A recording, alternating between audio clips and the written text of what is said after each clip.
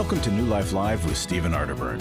For 35 years, New Life has been transforming lives one at a time thanks to the giving hearts of you, our listeners. Our goal is to provide you with wisdom from God's Word to give you hope and help in life's hardest places. If you have a question you'd like to ask today, our phone lines are open. Call 1-800-229-3000. That number again is 1-800-229-3000.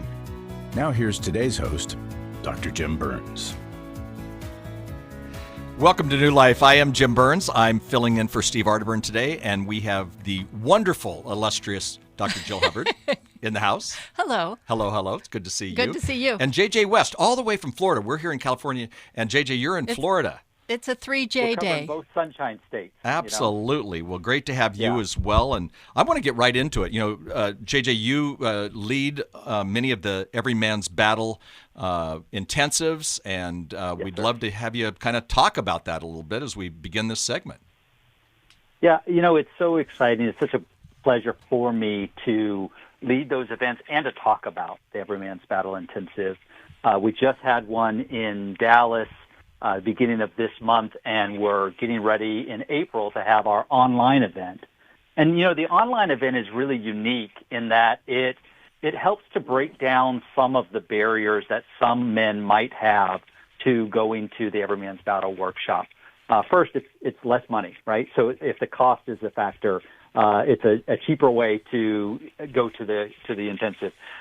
Second is it's shorter. It's only one day. It's a long day, all day long on a Saturday, but it's one day as opposed to 3 days. And so if time is an issue for you, it's an easier way to attend the workshop. But then third is because it's online, you don't have to deal with traveling to and from, and you don't have to deal with having to share a hotel room with a stranger, all of that. And so I think it particularly opens the door up to some of our younger audience. I was some thinking of the younger that, men.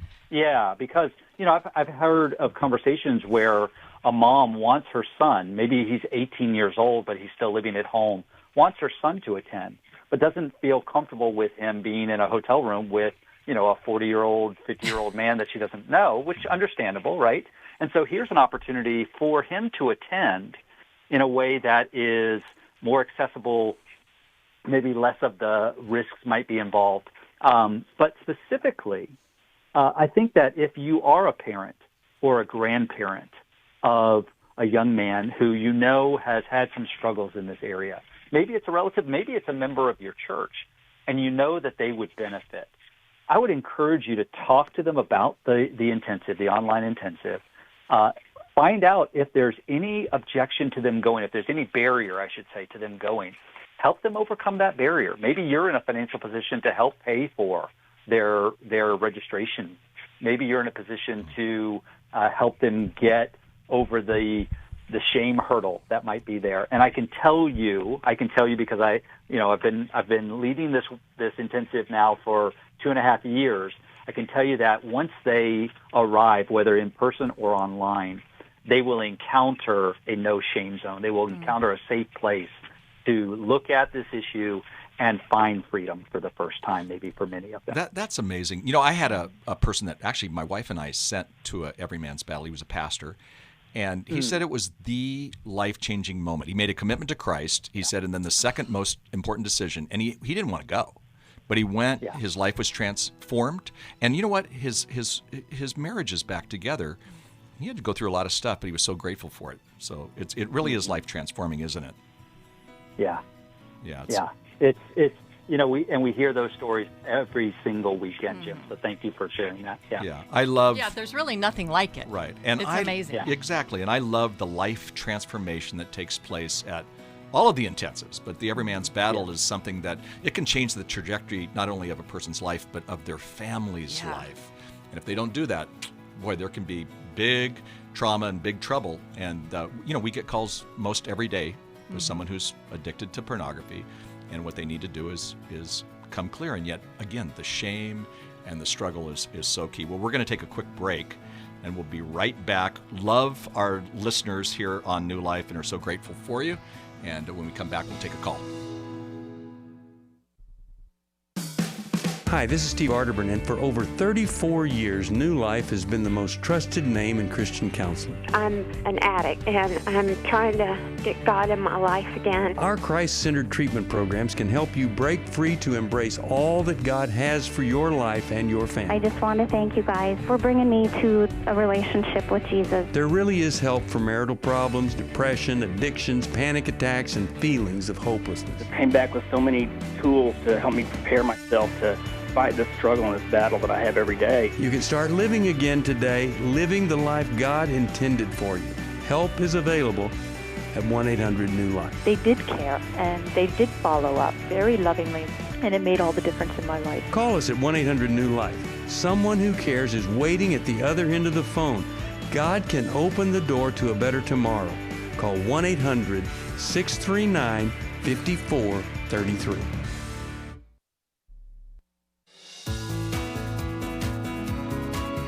To find out more information about New Life or to order any of the resources mentioned on today's program, call 1-800-NEW-LIFE. Now back to New Life Live. I'm Steve Arterburn with a New Life Moment. I have some friends who are literally adrenaline junkies. It's a drug they need to survive. They mountain bike, bungee jump, heli-ski, hang glide, surf giant waves, and parachute out of airplanes. I often wonder why they feel the need to risk their lives in the ways they do. Maybe they do these things as medication against depression and anxiety, or maybe it's a way of proving that the inevitable isn't going to overtake them. We can jump out of airplanes to prove that we're not dead yet, but there's still no avoiding the fact that you're getting older, and with that comes limitations. Aging does that to everyone. You can see that as a death sentence, or a better way to look at it is it's the beginning of a new phase or season of life.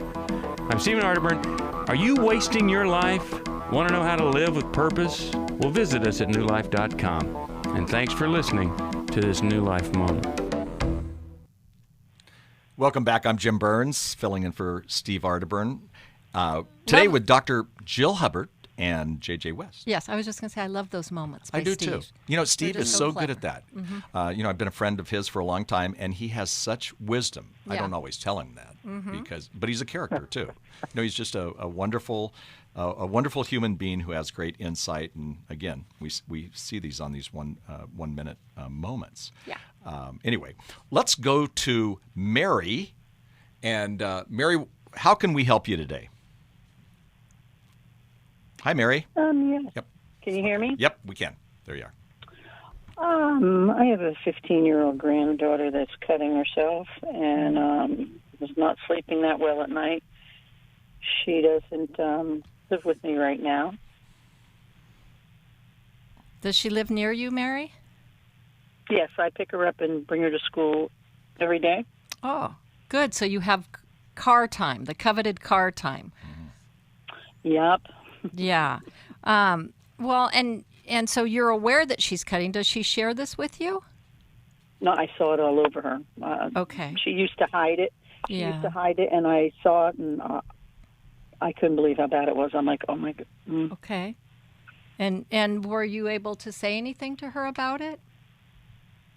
I said something to her. I told her, I said, honey, what are you thinking? And she didn't answer me. And I said, when you feel down and whatnot, I said, can you call me? Let me know how to pray for you. Or I said, don't even write that. Don't even text that. Just write Nana a question mark, and I'll be praying for you. Mm-hmm. That's kind of all I said. Well, and I think that's a good thing to say.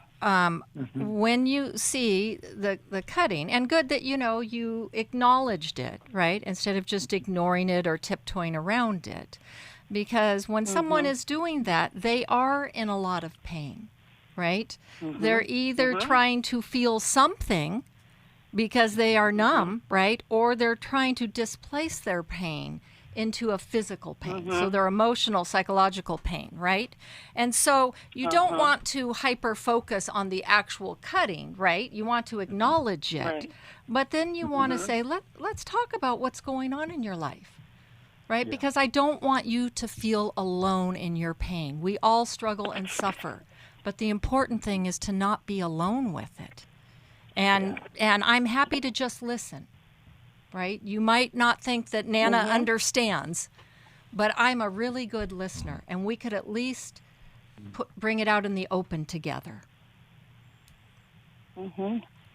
Right? So taking it a step further and acknowledging that. Now, her mother, is that your daughter? Yes. Okay. Have you and she talked about it? Oh, yes, many times. Okay. And her mother has some issues herself with PTSD and a lot of bad stuff Okay. going on in her life. Okay. Does she have the capacity to help contain her daughter? What do you mean? Emotionally? No, I don't think so. To be there. Okay. So that's probably part of the problem. I don't think so. Is that your granddaughter does feel alone. But what an awesome opportunity you have with being with her every day and taking her to school. And I'm wondering, is there ways for maybe you and she to spend more time together? Right? If she goes home and feels very alone, maybe she could hang out with Nana a little bit more. Hey, instead of going straight home, let's go do something. Yep. She says she'll do that. Okay. JJ? Yeah. Yeah. So, Mary, you mentioned that mom has PTSD and a bunch of other stuff going on. I'm assuming that the other stuff that's going on in mom's life is contributing to the unsafe feeling that your granddaughter is feeling, which may be one of the reasons why she's cutting. Does that sound accurate to you? Yeah. Yeah. Yeah. Okay. Is mom and or your granddaughter, would they be open to granddaughter coming and staying with you for a little while mom tries to sort out some of the things that are happening in her world, or would that feel like a threat? We're trying to make that happen. She left. Okay. She left because mother was too, I'm going to say, a disciplinarian and put her hands on her too many times. And so granddaughter. So mom's very reactive. Ran away. Yep. Yeah. Okay. Said she'll never do it again. Gotcha. Said she'll never do it again. We'll do anything to keep her home, come back home. Okay. Yeah, and so it's, the way you would want to talk about it as a family is, this is not punishment for mom. This is not, you did something wrong as a mom. You didn't, you were too disciplinarian. You were too chaotic. You were whatever. And so we're going to, make your daughter live somewhere else. That you would want to talk about it in terms of giving mom some space to work on the things that she needs to work on so that she can then be a healthier mom to her daughter, right? Yeah. And creating that safe space for the granddaughter so that she's not having to deal with, life as a 15-year-old. She's not having to deal with school, all of that on top of dealing with the unsafe factor of living at home right now, emotionally unsafe or physically unsafe. So it wouldn't be you wouldn't want to present it as, this is punishment, you were a bad mom. This is a safety valve for you to be able to have the space and the time to work on the issues that are inhibiting you from being the best mom you can be. Yeah. Right. Yeah. Kind of like a time out, right? Giving each other space, and because they're both reacting to each other. And when two people are highly reactive, right, good things do not happen. So when you can have a little distance, you can reflect more. It's good input. Mary, I would also I'm going to give you the Nana Award of the day, because I think you're an amazing grandmother who cares deeply for your granddaughter. And I have a feeling that her healing is going to possibly come through your care and love. I'm going to take it one step farther and say, I was a youth pastor in my other life when I was younger. And whenever kids were cutting, usually they were really neat kids and they didn't know how to deal with their pain. And I think I would say your granddaughter needs an assessment by a counselor.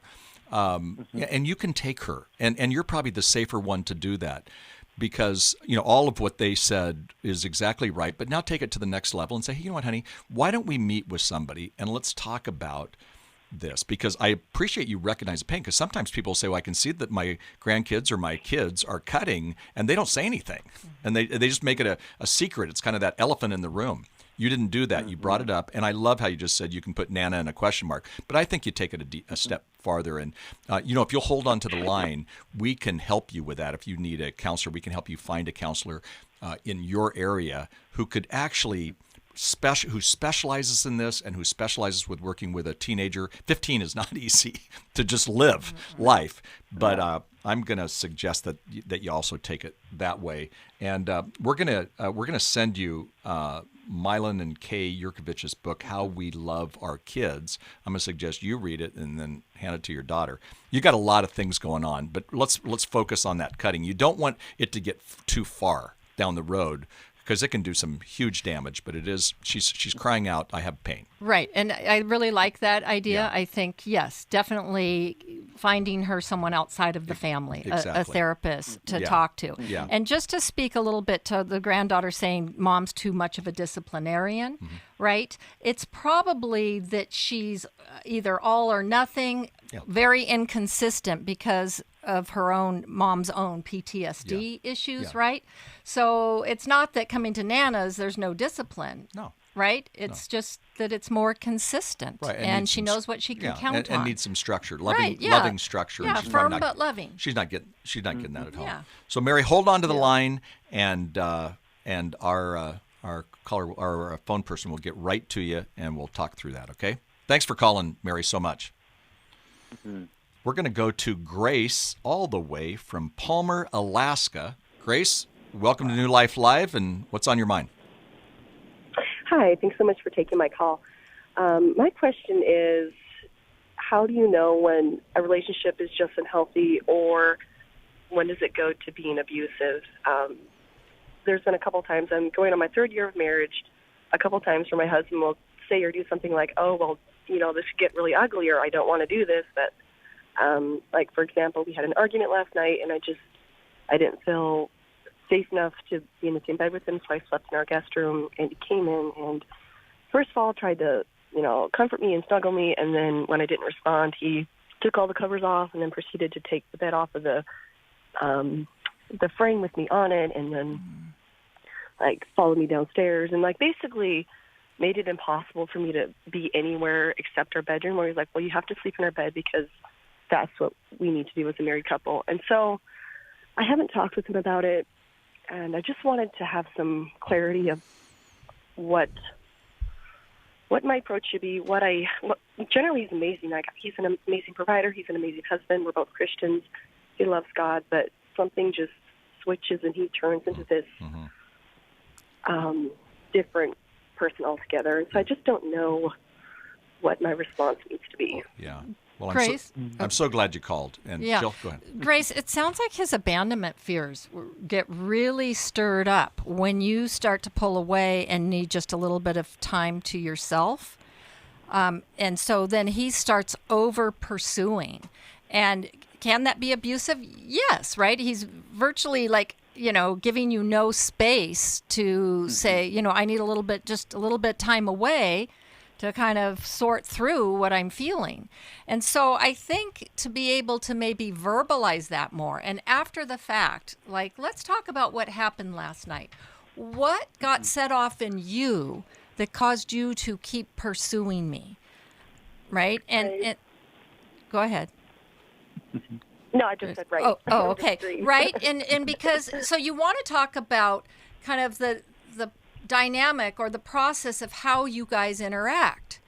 I've noticed that whenever I try to just pull in a little bit to kind of reflect and need a little time for myself, that seems to really trigger you. What's going on for you in that? Right? Because he's not giving you any space. And to explain, sometimes I need some time, just a little bit of time away from you to kind of reflect and see what's going on inside of me so I can come back and talk about it with you. And when you give me no room or space, I feel flooded, right? To let him know what's going on. And how do you feel in those moments? What's going on for you? Because you want to have compassion and understanding, right? Right. Not this pursuer, distancer type relationship. Right. Right? No, very good insight. We're going to come back. You can hear the music. We're going to come back. JJ, you can give your comment, and then we'll go to our next caller. You're listening to New Life Live. Yes, you are. With Jim, Jill, and JJ. And again, if there is something that we can help you with, it could be your marriage. It could be that you're struggling with a child. Maybe you have an adult child that's violating your values. Whatever that might be, you can always call us at 1-800-NEW-LIFE. That's 1-800-639-5433. And we're here to help, and we love you. We'll be right back. Don't go away. When you give to the New Life Scholarship Fund, you're giving someone hope for a brighter future. I was kind of in the closet and hid with my struggle. Your donation really made the difference, especially in my situation, because I would have getting laid off from my job. At the New Life Intensives, hurting people are able to begin a new path towards healing and freedom that has an effect on all of those around them. I think the people who support New Life financially are people that I'll never know. I'll never be able to thank them personally for the gift that they gave to us. Their giving saved me, my husband, and our family from being torn apart. To help hurting people to connect to the help they need, make your gift to the Scholarship Fund at newlife.com or by calling 1-800-NEW-LIFE and specifying scholarships. Someone called and sponsored me to come this weekend. Whoever that is, just know that you saved a life. Literally, you saved my life. 1-800-NEW-LIFE. I was sort of vaguely familiar that the 12 steps had some origination in the Bible. I found Life Recovery, and one of the things I liked so much was that it had such a broad appeal. It wasn't limited to just alcohol or drugs, that it was addressing a wide range of problems. At New Life, we believe everyone can benefit from a life recovery experience. There are life recovery groups all over the country. They take place online, in conference calls, and in person. And if there isn't one in your area, we can help you start one. We have startup materials, leaders' guides, CDs, Bibles, and more, all with discounts available for groups. Call us at 1-800-NEW-LIFE and ask for Terry Ward. The 12 Steps have long been a great help to people in recovery because much of the 12 Steps' power comes from the fact that they capture principles clearly revealed in the Bible. The 12 Steps is really a pattern for all of us as Christians. Call 1-800-NEW-LIFE. That's 1-800-639-5433.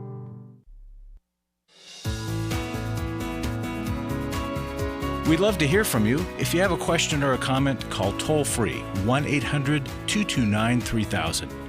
Now back to New Life Live. Welcome back.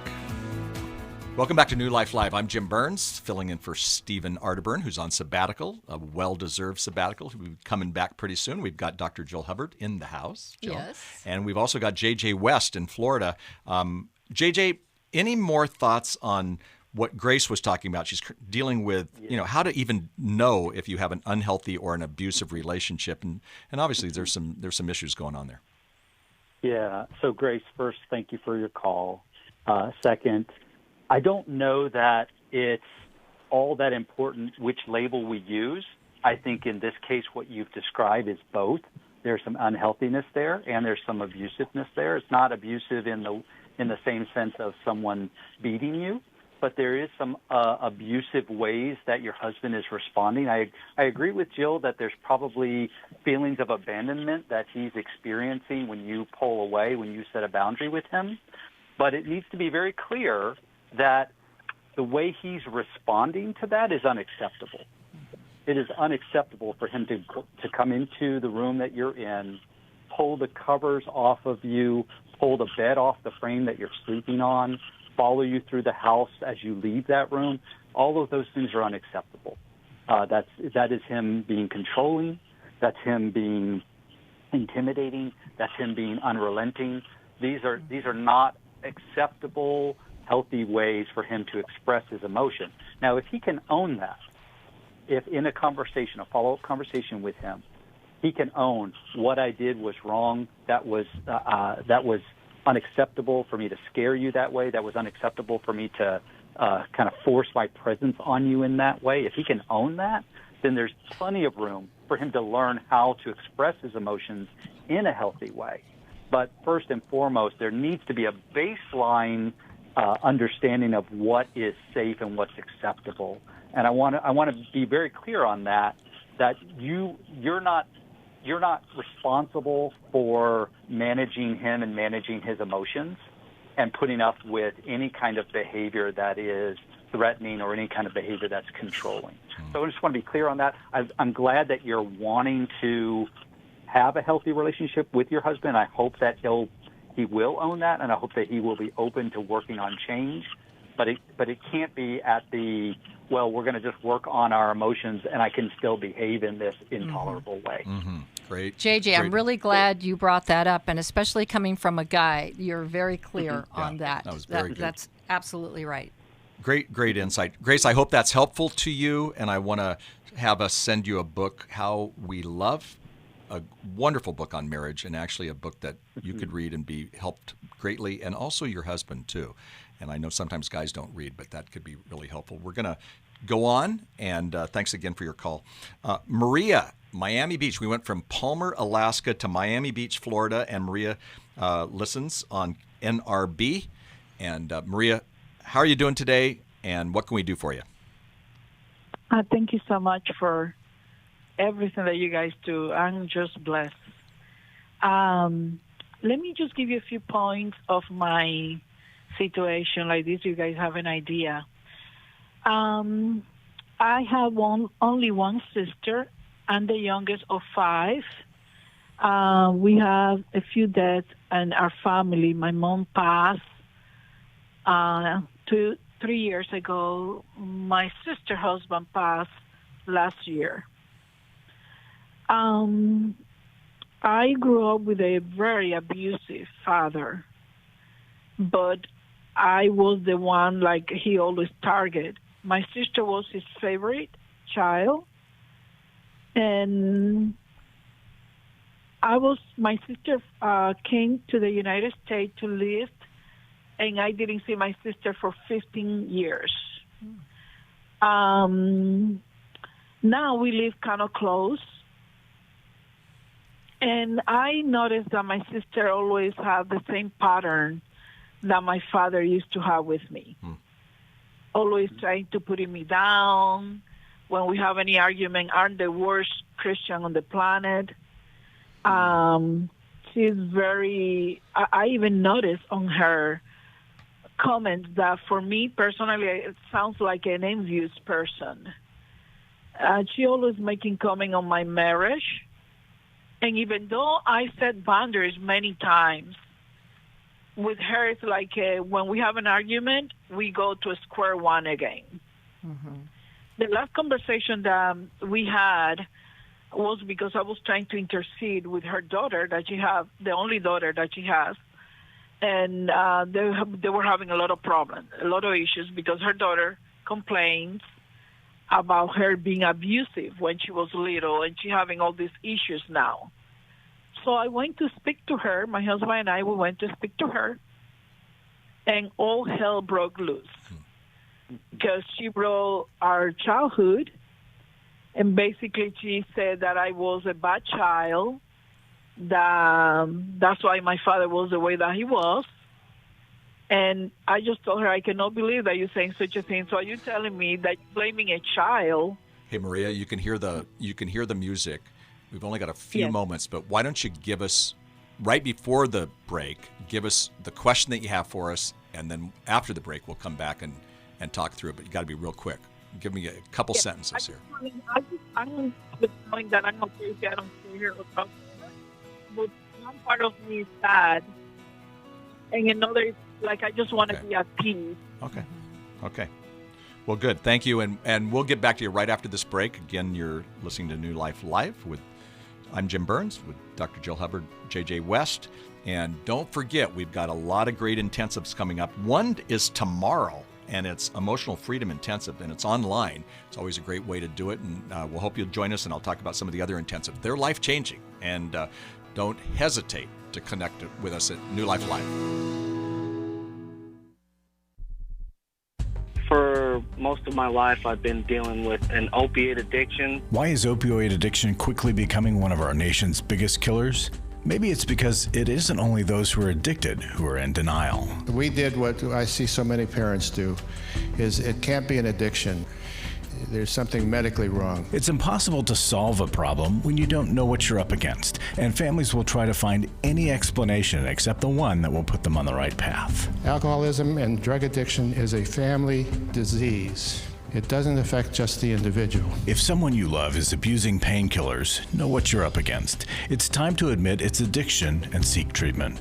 Call us today at 1-800-NEW-LIFE. We have Christ-centered partner treatment centers around the country. Call 1-800-639-5433 or visit us online at newlife.com. We just made a decision. We will do whatever it takes. 1-800-NEW-LIFE. I have given to New Life regularly because I have so many people that I am referring to New Life who so benefit from the ministry. I just can't imagine what would happen in my area if New Life wasn't available to us. You can help New Life Live stay on the air by joining Club New Life today.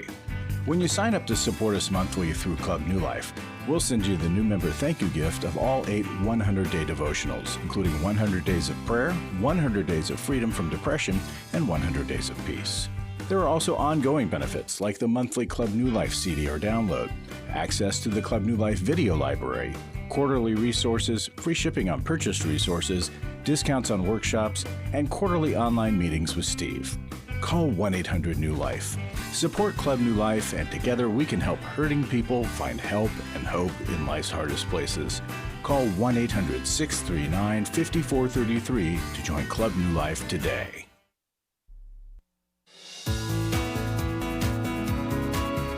We're glad you joined us for New Life Live. To be a part of the program, call 1-800-229-3000. Now back to New Life Live. Welcome back. I'm Jim Burns, filling in for Stephen Arterburn. We're with Dr. Jill Hubbard, J.J. West, and we've been talking to Maria in Miami, Florida. And Maria, as you were talking with us, it just sounds like you want to get some peace with your sister. You want to think through some boundaries, and I think you've got some great counselors here who can help you. So, Jill, why don't you take the lead and move on? Well, Maria, it's such a difficult situation with family members, and especially when it seems like you're not just dealing with the present.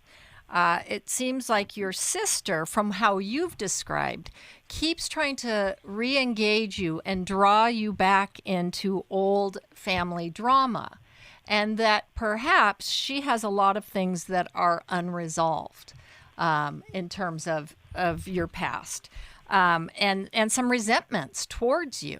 Now, likewise, you perhaps have some resentments towards her, but it sounds like she has a very strong personality and can become overly aggressive at times. So, but there's a lot of maybe making opinions about each other's lives. Perhaps you even trying to intervene with her daughter was a way of maybe not stating it verbally, but through your actions, making an opinion about her life. Overall, I just hear a lot of distrust between the two of you, which is so sad. You're sisters, and it's your only sister. What happens? Have you ever taken the time to say, okay, sister, it seems like we've got a lot of unresolved history, right? What can we talk about our resentments with each other? And can we just take turns and not react, right? This is difficult, right? Because the tendency is to want to just defend. But can I just hear, your resentments, and then can I share mine, right? Could we kind of take turns doing that? And let's get them out on the table, because this isn't the kind of relationship I want. And are you open to us trying to work through things? And you might need... I've seen sisters before in therapy. You might need to go see someone or to have some sort of mediator that could kind of say, okay, it's your turn to talk. Okay, no, you stop, and now it's your turn to talk, right? Especially with people that can tend to really I think you also lead react. out, Maria, with love. I really Yes. want a good relationship with you, and I'm so sorry that we're at this place. And, what can I do? And then like what Jill's saying is, listening is the language of love. So you may have to take some hits there. It sounds like you're going to, but, and probably not make it. I mean, I don't know how you do this in many ways, but you got to deal with it in terms of knowing she's got issues and she's putting some of those on you, and that's not fair. Well, and you don't argue the facts. Yeah, right. Because nobody don't put has tit for the exact facts, even though you both think you know how it is. Right? It's each other's perception, perspective from your viewpoint, right? So you're each seeing it, and we know siblings grow up and can tell a completely different story of what the home life was like. And so, right? So you're not trying to argue who's right and what the facts are. This was my experience. What was your experience? Right? And allow each other to have a different experience. Yeah, you're so right. JJ, you want to add something? Yeah, you lead with love, and then you lean into empathy. So as she's sharing her perspective, you lean into empathy. I can understand how that would feel for you. I can understand how that might have been scary or painful or whatever the emotion is that she's expressing, right? You lean into empathy. The other thing that I would add is when we set boundaries, it's really important that we understand I'm setting the boundary for me. I can't fix, change, or control others. So I'm not setting a boundary for you to behave a certain way because I have no control over how you behave. I set the boundary for me, what I'm willing to let into my world and what I'm not willing to let into my world. And when I set a boundary like that, it's possible that you go to your sister and you lead with love and you say, I'm so sorry that we have this kind of relationship. I really want a healthier, more loving relationship with you. Can we do this? Blah, blah, blah, right? All these things that we just talked about. And she might respond with, I'm totally fine with the way things are. I don't want to do any of that. I'm totally fine with me being able to overpower you or whatever, right? She may respond that way, and if she does, and I hope she doesn't, but if she does, you recognize that the boundary I'm setting is for me to say, I'm not willing to engage with you, or anyone for that matter, when you mistreat me, when you speak harshly to me, when you try to control me or judge me or whatever it is that she might be doing, right? So it's just keep that in mind that the boundary is for you, not for her. JJ, would you expand on that a little bit in terms of the boundary? Because I think we get all confused. We want them to have boundaries, but we can only deal with us. Talk to us about that and talk to Maria about that in terms of how she can find safety in a relationship that doesn't feel very safe. Yeah. So I oftentimes will use the same example from Scripture because I think it's just so applicable. Jesus, the rich young ruler comes to Jesus.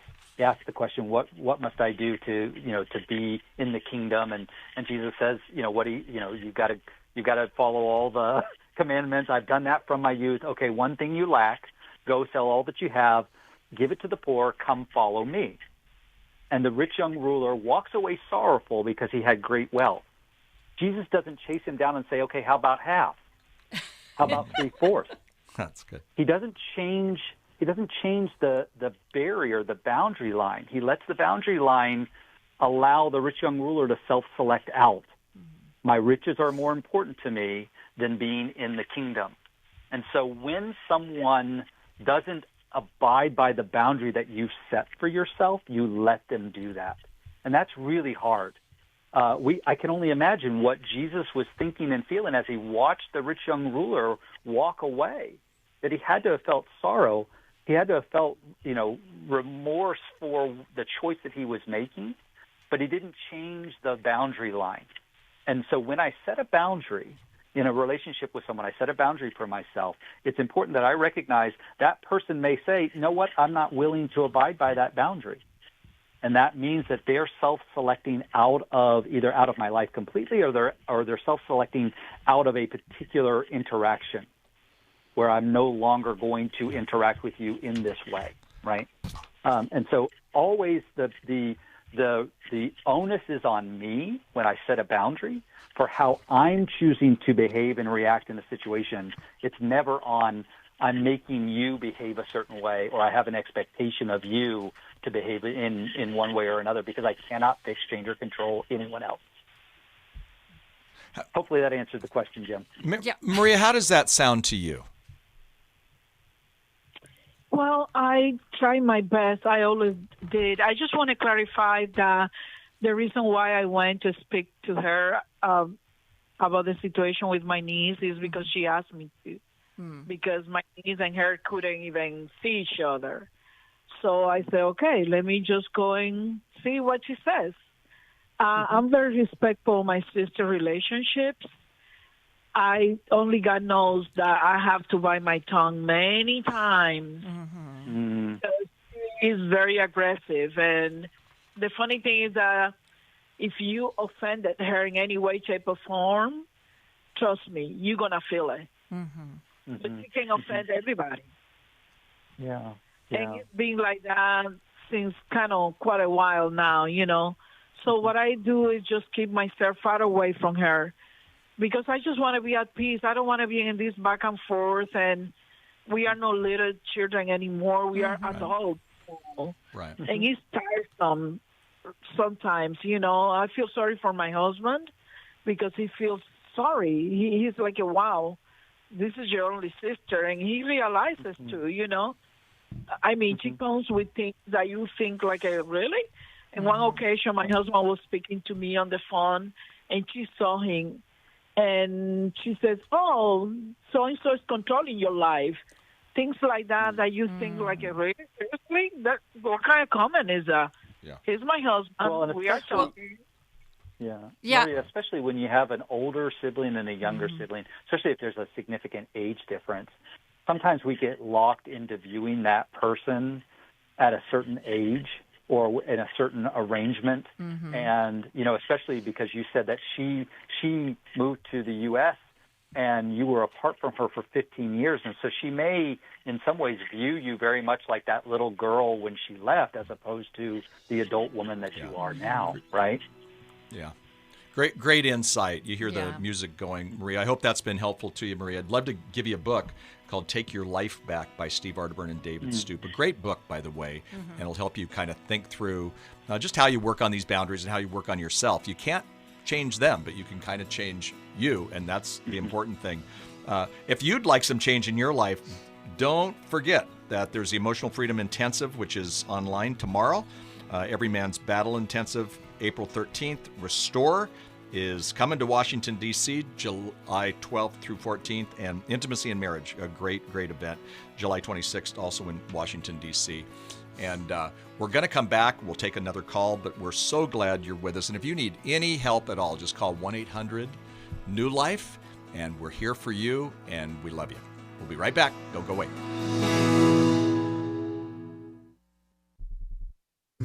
We all face days where life throws us a curveball and our routines or plans get disrupted. Things we wanted to do are forced to take a backseat to the unexpected demands of the day. If you normally listen to New Life Live on a radio station, well, you might not be able to that day. And on these hectic days when you're feeling stressed or frazzled, hearing the sound of counsel given on New Life Live is just what you need to navigate the unexpected things of life. Every time I'm troubled or I have a problem, I'll cut on New Life, and there's always something that is said that is helpful to me. By listening, I have learned more than I can ever express about how God wants me to live. Download the New Life app for the easiest way to listen wherever you are and at a time that's convenient for you, or watch the show on our YouTube channel. You can even subscribe to our podcast from your favorite podcast provider. You never have to miss a day of New Life. Wherever you are, we are.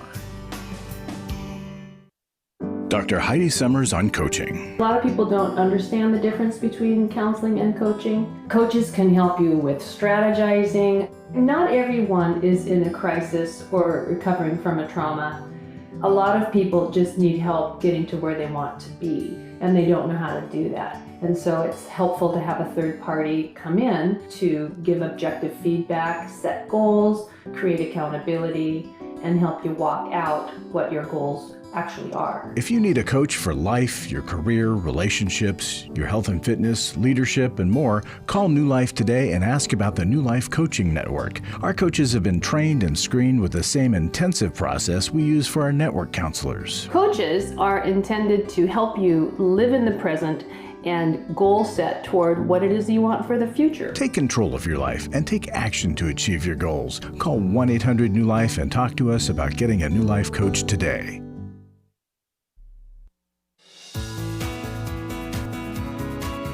To find out more information about New Life or to order any of the resources mentioned on today's program, call 1-800-NEW-LIFE. Now back to New Life Live. Well, welcome back to New Life Live. I'm Jim Burns, filling in for Stephen Arterburn with Dr. Jill Hubbard and J.J. West. And we have Danielle in Omaha, who listens to us on KJLT. Danielle, welcome, and what's on your mind today? Hi. Well, I am really I'm not really calling for my husband. I'm calling for my husband, actually. And he has an issue with letting go. And what I mean is, like, when something changes in his day, and it just sets off the entire day. The next day, it's okay, but for some reason, it's like it puts a burr underneath his saddle, and he can't seem to let it go. And I just want to help him with that. Great. Okay, let's start with JJ. JJ, what do you have in mind there? Mm-hmm. Okay, so Danielle, first, is this a historic issue for him or something recent? It's been historic. I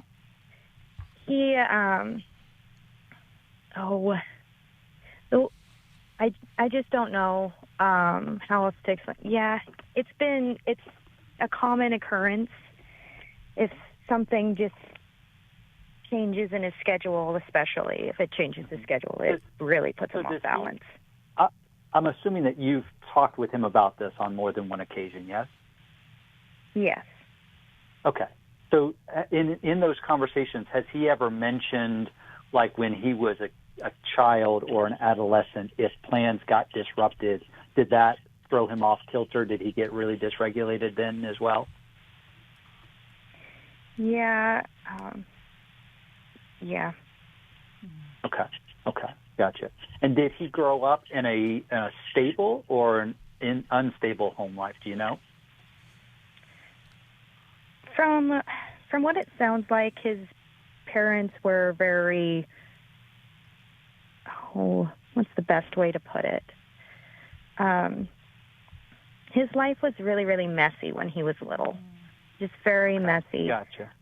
Yeah. But now his parents are stable, and I know he looked up to his dad a lot, but his dad had, and Caesar did inherit it too, it's a big anger issue. Mm-hmm. And, mm-hmm. Well, Caesar has, I shouldn't really say his name, but he has gotten a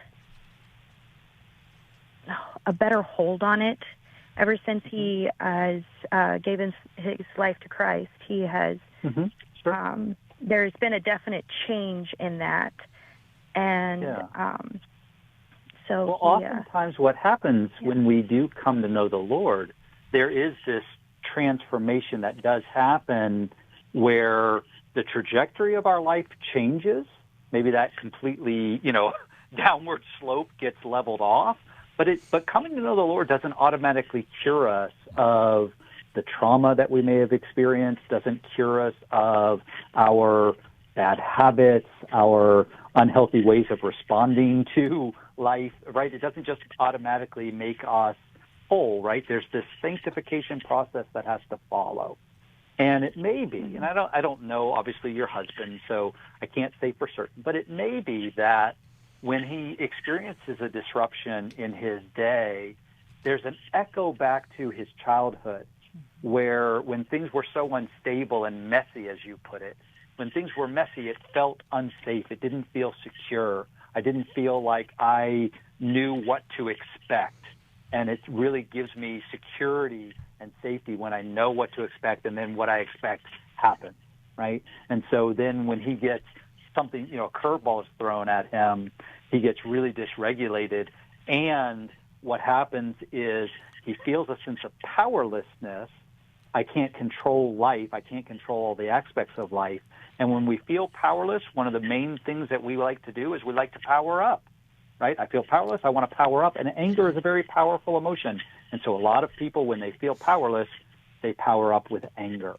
And so what can happen is for him to, if he hasn't already, get into some work with a therapist who can help him identify what he is feeling when things get, when he gets thrown that curveball, and learn some healthy ways to express what he's feeling rather than just going to anger every time.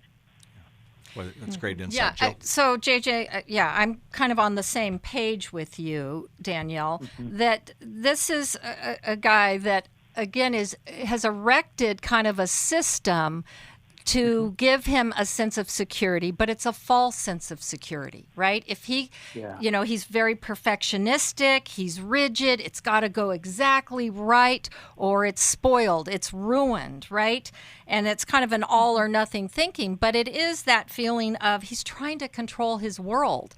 And so when something goes wrong, I agree, he then becomes that little boy, right? And that's a horrible feeling for him. But the thing is, he probably erected this at a younger age, and he's never updated it, right? Because as JJ was saying, it hasn't felt safe. So instead of like most adults where we learn to be flexible and have a little resiliency, that he didn't ever incorporate that, and he's still sticking to an archaic way of running his life, and it's not really working. So I love the idea of him getting into therapy and working on some of these issues and talking about it. And learning to self-soothe. Yes. Now, again, here we are talking to you, Danielle, when in many ways it would be so good for him to hear this broadcast. By the way, you can hear this on a podcast later and even maybe play it for him, because this is not just you or him. It's we. Right. And let me just add one more thing. It's wonderful that his parents are stable now, right? But during those formative years, they were unstable. Yeah, and it was messy. And that's what Danielle got wired into him. Right. Yeah. Right. Yeah. Danielle, I hope that's helpful to you. I'm actually going to throw a book at you that is a book I absolutely was helped by greatly. Henry Cloud, he wrote a book called Changes That Heal, and it's just a foundational book on some of the things we've been talking about, and I suggest you read it, and then I hope your husband will read it, or you two read it together. Sometimes Kathy and I, Kathy will read me a book while we're driving. Sometimes I think she's preaching at me when she has this idea. But it's really good, to kind of do some things together, because then we can kind of talk about it. And Danielle, I hope that helps. We're so glad you called. And we're so glad for all of you listeners who listen to New Life, who support New Life. We're so grateful for that. You're supporting life change, and that's a big, big deal. Again, if there's anything we can do to help you, it could be a book, it could be a counselor or a coach, it could be one of our mini intensives, a recovery group, even the free advice that you get here on the program. Don't struggle alone. Call us and let us help you. We are here to do it. That's why we here. That's why we get up in the morning. We want to help you be all that you can be with God's help. And nobody claims to do this thing perfectly, but again, we're so grateful for all who come to New Life, who listen to New Life. And, so many times there's so many people who say, you know what, my life is transformed. You've been discipling me. Well, have you been a caller? No, I've never called in, but I listen to you all the time. And even the advice that Jill, you just gave, and JJ, you just gave to Danielle, that's discipleship changing life choices that people can make, and we all need that. I mean, I was taking notes on both of you there. Well, it's come to the end of this program. We're so grateful, again, that you've been with us, and I want to give you a scripture. The scripture I wake up most mornings saying, "This is the day that the Lord has made. Let us rejoice and be glad in it." It's an act of the will. I'm going to acknowledge that God created today, and I'm going to rejoice, and that's my choice. Great to be with you today on New Life Live. Thanks for listening. We hope this program has helped you by giving you insights for handling the challenges you face in your life. We want you to know that we're here for you, but you also need to know that New Life Live is a listener-supported ministry. To make your donation or to get any of the resources mentioned on today's program, call 1-800-NEW-LIFE. That's 1-800-639-5433, or write to us at New Life Ministries, P.O. Box 1029, Lake Forest, California, 92609. Please join us again on Monday for New Life Live. Thanks for watching today. We love helping people. I hope you sense that. And we know that there's always hope if you find the right resource. Now, if something we've said to somebody else applies to you, that's fantastic. That's what we're hoping for. But also, if you want to join us directly, you can call 1-800-229-3000 between 1 and 3 Eastern Time, Monday, Tuesday, and Wednesday. Those are the best times to get through. And while you're here on YouTube, check out these other videos that we've done to help people see where they could grow or a different path to take. And if you do that, would you give us a thumbs up on the video, and please subscribe to this channel. There are many ways that we can help you outside of the radio program, and it's very hard for some to pick up a phone and dial 1-800-NEW-LIFE. But when you do, we put you in touch with somebody who cares about you, knows all the resources out there, and they're going to find the best for you. There is no reason to struggle alone. I hope to see you tomorrow. Hope you'll invite somebody else to come and join that maybe needs just a little bit of help along the way. I'll see you next time.